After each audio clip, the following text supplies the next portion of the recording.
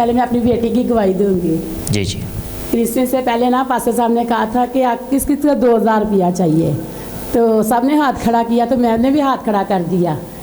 तो मेरा बताने का ये मकसद है कि मेरी बेटी को ना कभी किसी ने ना कि घर वालों में से ससुराल में से ने कभी किसी ने इतने पैसे नहीं दिए थे, 200-300 दे देते थे, लेकिन कभी 2000 नहीं दिया था। तो 12 बजने से पहले ही ना क्रिसमस के दरमियान ये ना 12 बजने से पहले नीचे गई, तो इसके जैसे चाचू अंदर एंटर हुआ उसने सबसे पहले मेरी बेटी को 2000 रुपया दिया। Hallelujah hallelujah. बड़ी खुशी हुई। रात को 2 बजे रात के ना मुझे कहती मामा पास मुझे 2000 रुपया मिल गया।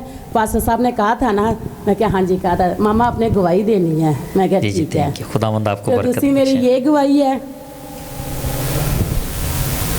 कि ना 12 साल हो गए मुझे, मैं ना बदरू में गिरफ्तार थी। मैंने बहुत सारी दवाइयाँ खाई हैं, बहुत सारी दवाइयाँ खाई हैं, लेकिन मुझे कोई आराम नहीं है। दवाइयाँ भी बहुत सारी कराई हैं, लेकिन यह कि आर्जी तौर पे मुझे शिफा हो जाती, फिर वैसे ही हो जाती हूँ मैं। लोग हॉस्पिटलों के पागल खाने के नाम से घबराते हैं। मैं खुद अपने घर वालों को कहती हूँ मुझे पागल खाने छोड़ो, मैं पागल हो रही हूँ। सर से लेके पाँव के तलवे तक ना जितने मेरे औजार हैं ना मेरे कि हर एक में बीमारी थी। मुझे रात सोती थी, सुबह होती थी, तो मुझे पता ही नहीं होता था कि मैंने उठना है कि नहीं भी उठना।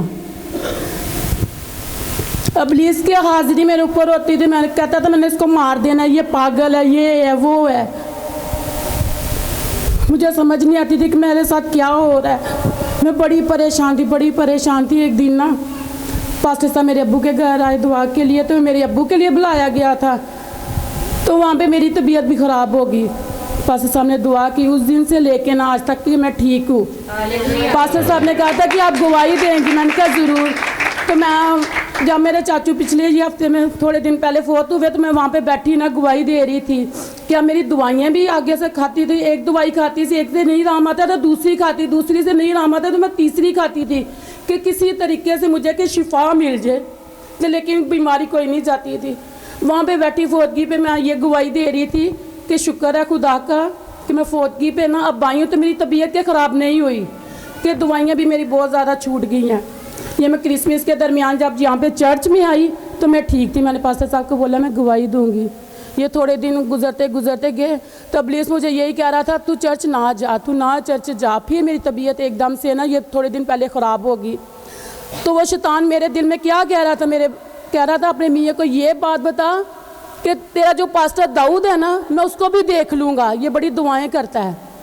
हाँ, ये बड़ी दुआएँ करता है। आज मैं सब ज़रा हाथ से जब मैं अपनी अम्मी के घर गई तो मैं कह रही मैं चर्च जाना है, मैंने चर्च जाना है।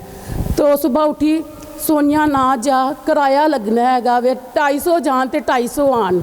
बड़ा मेरे दिल में आया कि ना ही जा, ना ही जा।